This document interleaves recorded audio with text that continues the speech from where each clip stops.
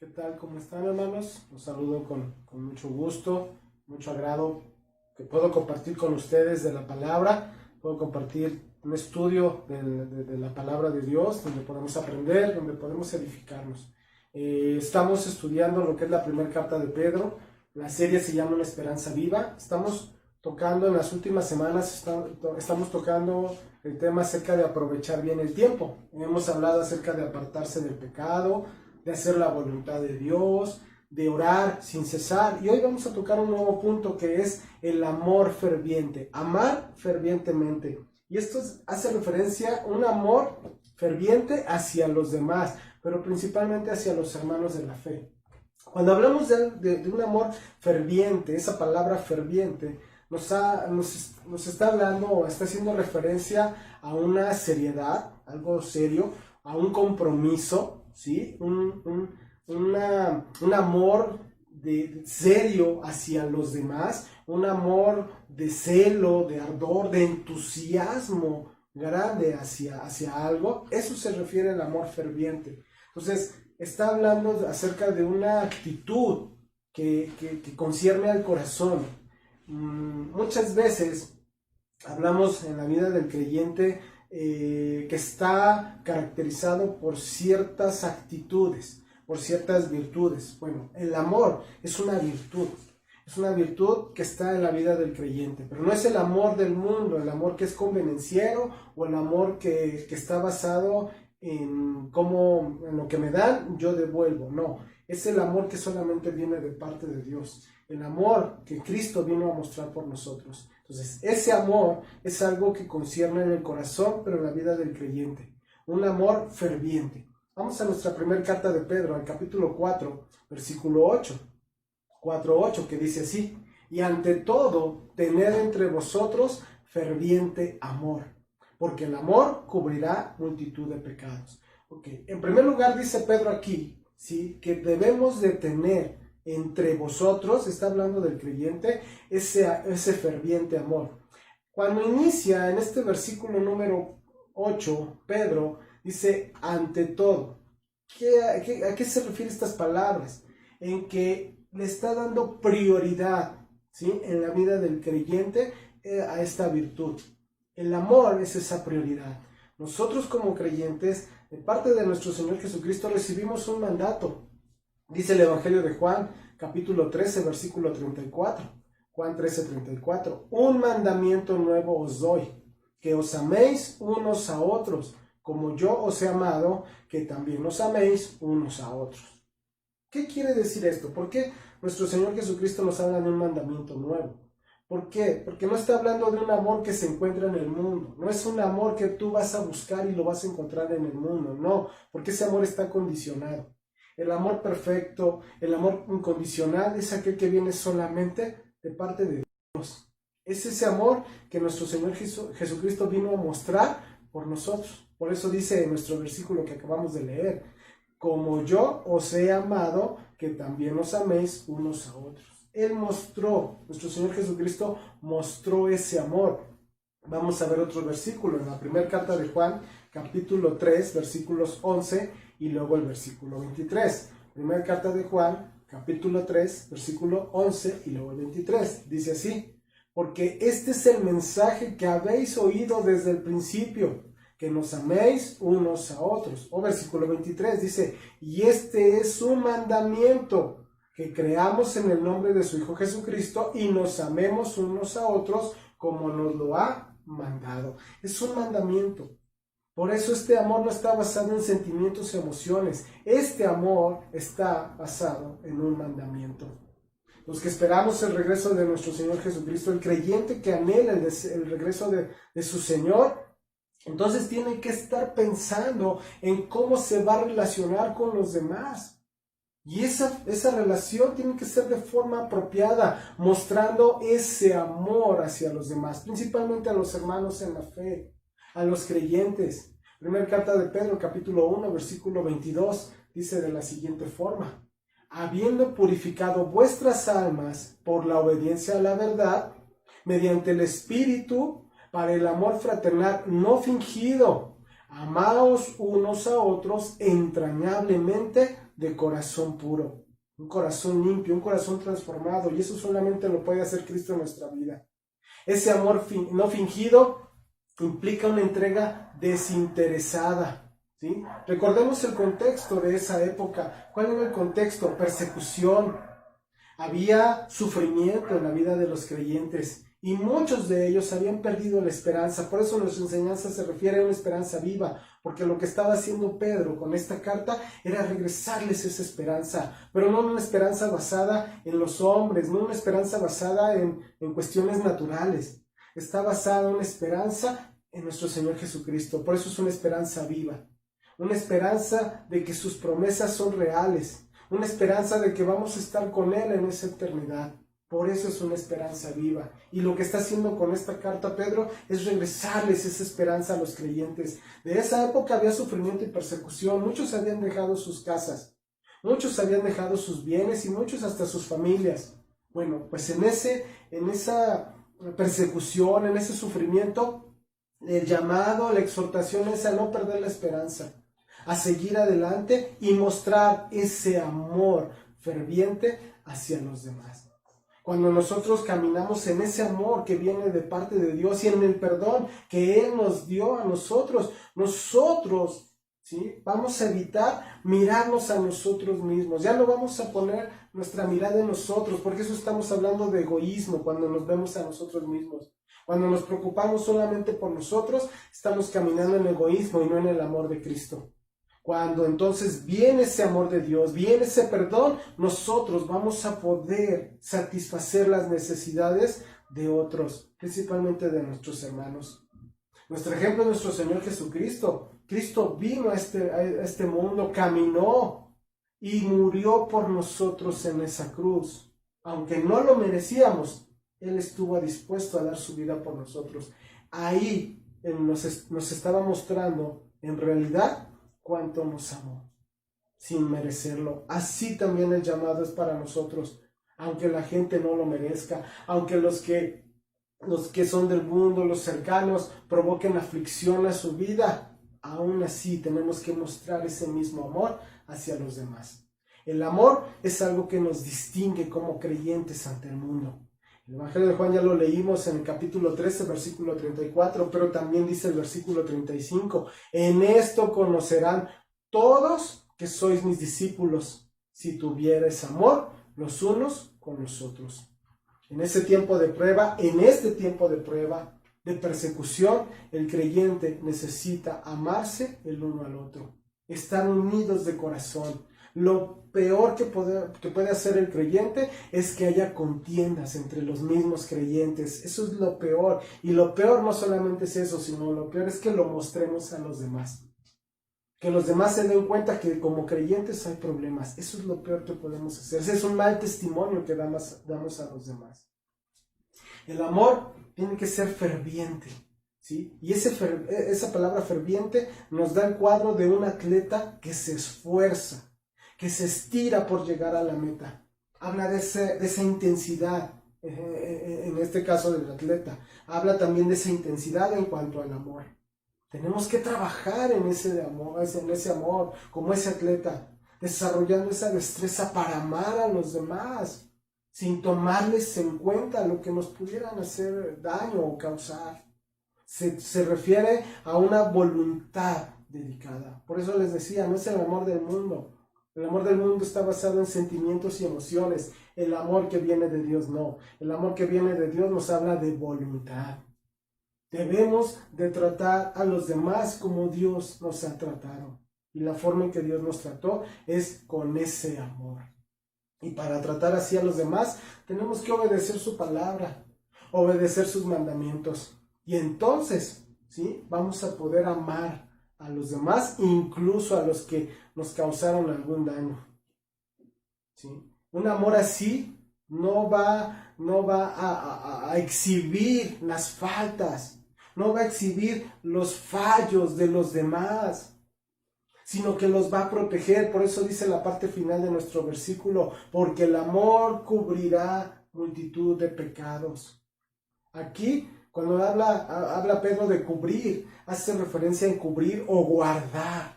Multitud habla de una gran cantidad de pecados. El amor cristiano debemos entender en primer lugar que es un amor perdonador. Pero ¿por qué dice aquí que es cubrir o guardar multitud de pecados? Pedro está tomando lo que dice el libro de los Proverbios en el capítulo 10, versículo 12. Proverbios 10, 12, que dice así: el odio despierta rencillas. ¿Cuándo sucede este odio? Cuando a una persona le causan un daño. Si no sabe controlarse, si no tiene ese amor que viene de Dios, lo que va a provocar, si el daño que le causaron, es quererse desquitar, es querer exhibir, ¿sí?, lo que sufrió. Y aquí el llamado es: el odio despierta rencillas, pero el amor cubrirá todas las faltas. ¿Sí? Guardar esa aflicción, guardar ese daño, no exhibirlo, no vengarse. Eso es el llamado que nos hace aquí. Conservar la paz, conservar la armonía. Y hay gente que no lo hace, porque cuando le causan una aflicción o cuando se ve envuelto en alguna situación, lo que hace es exhibir. Y lo único que estamos haciendo es hacer quedar mal a Dios. Es hacer quedar mal nuestra fe en Dios. Porque estamos mostrándole al mundo que los creyentes somos como el mundo. Que los creyentes son como el mundo, en que están metidos en pleitos, en contiendas, en problemas. Y ese no es el llamado de la palabra de Dios. Aquí es pasar ese pecado por alto, pero no exhibirlo, ¿sí? No darles armas a los no creyentes para seguir, ¿sí?, apartándose de Dios. No darle armas a los incrédulos para atacar la fe del creyente. ¿Sí? A eso se está refiriendo en esta parte. Debemos estar dispuestos a perdonar una y otra vez. Y guardar de la venganza, guardar de la vergüenza hacia los demás. No exhibirlo, y hay gente que lo hace tristemente. Debemos de tratarnos con ese amor que cubre pecados, ¿sí? Cubrirlo al menos de los no creyentes. Aun cuando te hayan causado daño, aun cuando te hayan ofendido, tu reacción tiene que ser en el amor. No es dañar, no regresar mal por mal, ¿sí? No darles armas a los incrédulos para atacar nuestra fe. Cuando vivimos en esa expectativa del regreso de nuestro Señor Jesucristo, eso nos tiene que llevar a estar preparados, a estar listos y a estar mostrando continuamente ese amor a Dios y hacia los demás. ¿Sí? Esa virtud, el amor que viene de parte de Dios, es la cima, es la corona de todas las demás virtudes. Es lo que nos debe distinguir a los verdaderos creyentes. Dice la primera carta a los Corintios, capítulo 13, versículo 1 en adelante. Primera carta a los Corintios 13, 1 en adelante. Si yo hablase lenguas humanas y angélicas y no tengo amor, vengo a ser como metal que resuena o címbalo que retiñe. Y si tuviere profecía y entendiese todos los misterios y toda ciencia, y si tuviere toda la fe de tal manera que trasladase los montes y no tengo amor, nada soy. Y si repartiese todos mis bienes para dar de comer a los pobres, y si entregase mi cuerpo para ser quemado y no tengo amor, de nada me sirve. Fíjense, todo esto nos está llevando a gente que se siente muy espiritual, a gente que se cree muy espiritual, pero si no tiene ese amor que encubre, que guarda, de nada le sirve. Dice el versículo 4, el amor es sufrido, es benigno, el amor no tiene envidia, el amor no es jactancioso, no se envanece, no hace nada indebido, no busca lo suyo, no se irrita, no guarda rencor, no se goza de la injusticia, mas se goza de la verdad. Todo lo sufre, todo lo cree, todo lo espera, todo lo soporta. El amor nunca deja de ser. Fíjense qué importante, nunca deja de ser. Nos vamos hasta el versículo número 13. Y ahora permanecen la fe, la esperanza y el amor. Estos tres, pero el mayor de ellos es el amor. Para que nosotros podamos practicar verdaderamente este amor, el amor que viene de Dios, el amor cristiano, solamente es a través de la ayuda de Dios en nuestra vida. Él nos va a ayudar para dejar a un lado nuestros deseos, el dejar a un lado el quedar bien hacia los demás, el dejar a un lado nuestros instintos. No pensar en nosotros mismos, sino pensar siempre, en primer lugar, en los demás. No esperar nada a cambio. ¿Sí? Cuanto más nos parezcamos a nuestro Señor Jesucristo, más amor podemos brindar hacia los demás. ¿Sí? Pero solamente cuando ese amor está en nosotros. Sabemos que ese amor viene de Dios, es un atributo de Dios. Lo dice la primera carta de Juan 4:8. Primera carta de Juan 4:8, que dice: el que no ama no ha conocido a Dios, porque Dios es amor. El amor cristiano ferviente es perdonador, pero también es práctico. Y el práctica viene en el siguiente versículo que vamos a estudiar. Versículo 9, primera carta de Pedro 4:9.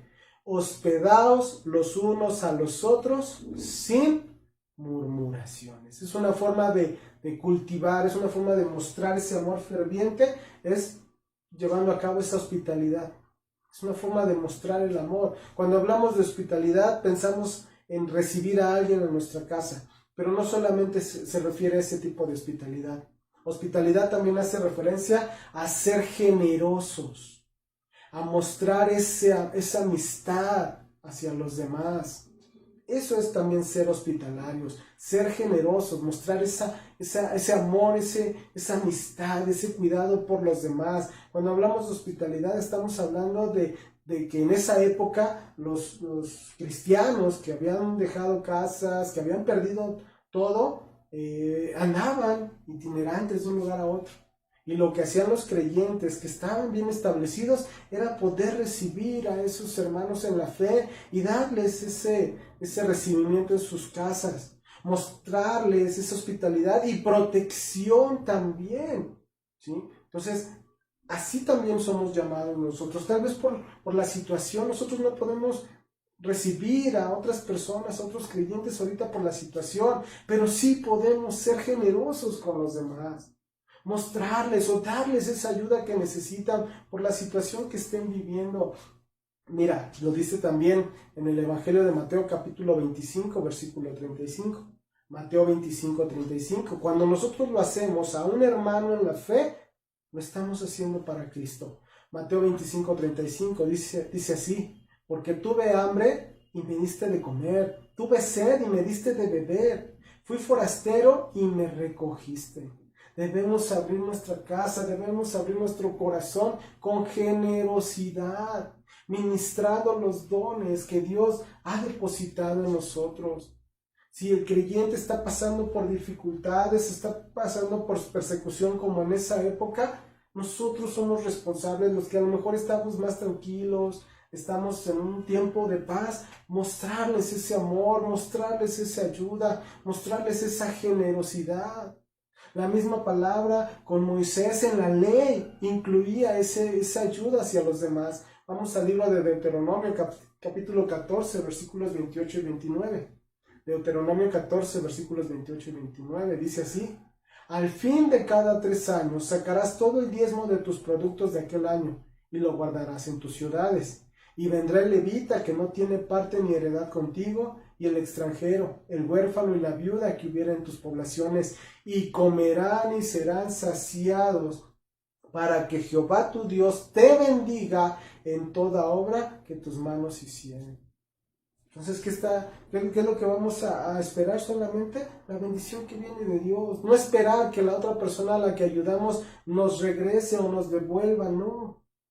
Es esperar poder ayudar, ¿sí? Y glorificar a Dios. Nuestro Señor Jesucristo, cuando estuvo en este mundo, cuando caminó en esta tierra, Él disfrutó de la hospitalidad también. Así también sus discípulos. Esa hospitalidad humana es un reflejo de que Dios ha sido hospitalario primeramente con nosotros. Él nos ha recibido, Él nos ha mostrado su amor, Él nos ha mostrado su generosidad hacia nosotros cuando no lo merecíamos. Y es una forma en la que nosotros también podemos promover la verdad, cuando damos, cuando abrimos nuestro corazón con generosidad. cuando compartimos con otros. Ya lo leímos ahí en Mateo. No tenemos, escúchame, no es abrir nuestras casas, nuestro corazón, esperando a ver qué me van a devolver. No, eso es cerrado. Es hacerlo porque estamos glorificando a Dios. Tenemos que compartir con aquellos que no nos pueden devolver lo que les compartimos. Vamos al Evangelio de Lucas, capítulo 14, versículos 12 al 14. Lucas 14, versículos 12 al 14. Dijo también al que había convidado: cuando hagas comida o cena, no llames a tus amigos, ni a tus hermanos, ni a tus parientes, ni a vecinos ricos, no sea que ellos a su vez te vuelvan a convidar y seas recompensado.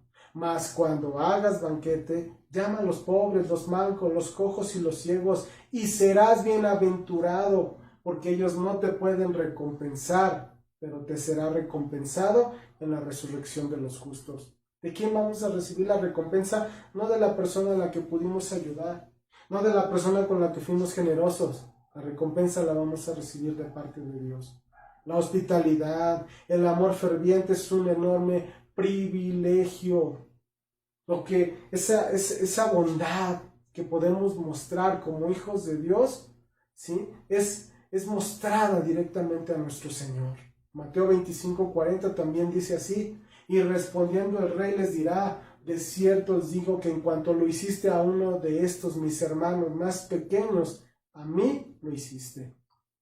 Hermano, muchas veces nos preguntamos: ¿cómo puedo dar testimonio? Esta es una forma en la que podemos dar testimonio de las bendiciones que Dios ha tenido con nosotros, con nuestra casa, con nuestros hijos, mostrando ese amor y mostrando esa hospitalidad hacia los demás. Sí, a lo mejor yo no estoy diciendo que no invitemos a parientes, amigos, vecinos, no, podemos invitarlos, pero que el propósito no sea que nos devuelvan, no, el propósito sea glorificar el nombre de Dios, no esperar una recompensa. No somos dueños de nada, somos simples mayordomos de lo que Dios nos ha dado. Y el que nosotros podamos dar, el que nosotros podamos compartir con los demás, hermanos, va a demostrar, ¿sí?, nuestra fe en Cristo. Debemos querernos con ese amor constante e intenso. Mostrar ese amor hacia los demás. Un amor consistente. Un amor que nunca falla, porque es el amor de Cristo. ¿Sí? Poner toda nuestra energía mental, espiritual, y a pesar del insulto, a pesar de la ofensa, a pesar de la injuria, nosotros devolviendo amor hacia los demás. Devolviendo ese amor, ¿sí?, cuando no esperamos que nos lo devuelvan. Ese es el amor fraternal. Y ese es el amor ferviente que debemos practicar, aprovechando bien el tiempo. Muchas gracias, hermanos, gracias por seguirnos escuchando. Dios me los bendiga a todos, cuídense mucho y si Dios lo permite nos veremos la siguiente enseñanza. Gracias. ¿Qué tal? ¿Cómo están, hermanos?